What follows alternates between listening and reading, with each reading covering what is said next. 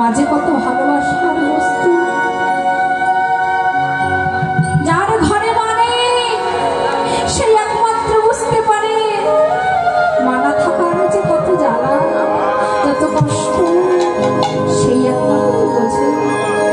এই সংসারে ভগবানকে কথা দিয়ে এসেছি যে প্রভু ওই ধরাধামে গিয়ে তোমার গুণকীর্তন করব, তোমার গুণকীর্তন শ্রবণ করব।